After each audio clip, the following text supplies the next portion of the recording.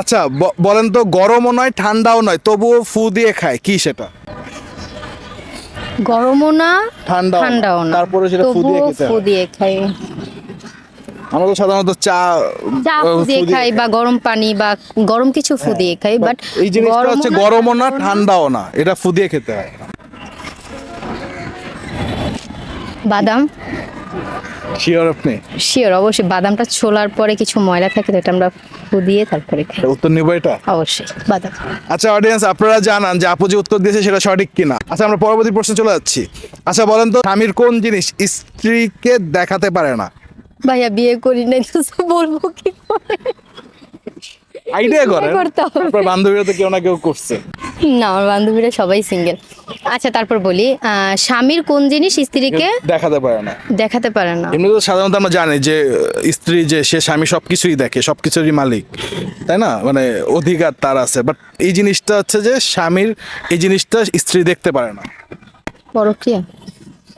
না না, এটা জিনিস তো দেখাতে চাইলেও দেখাতে পারে, পরকীয়া তো কেউ দেখাবে না তার wife। দেখাইতে চাইলেও দেখাতে। না।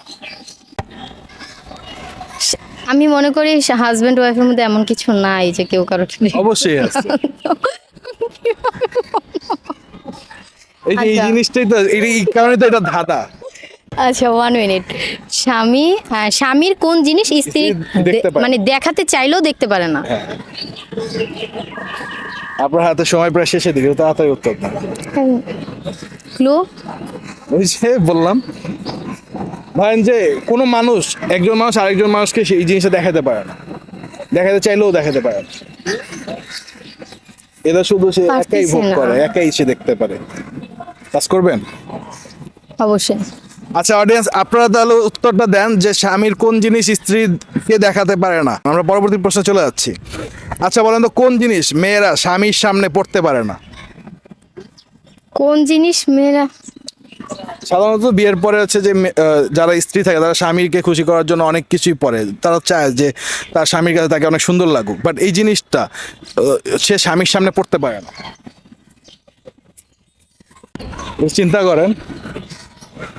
এমন এমন কোশ্চেন করতেছেন, আমার বিয়ে করা আরো আগে উচিত ছিল। সমস্যা নেই, হয়তো আমরা এই অনুষ্ঠানের পরে আপনার বিয়ে দিয়ে দিব। তাহলে বলতে পারতাম। পারবো না এটা। অডিয়েন্স, আপনারা জানান যে কোন জিনিস মেয়েরা স্বামীর সামনে পড়তে পারে না।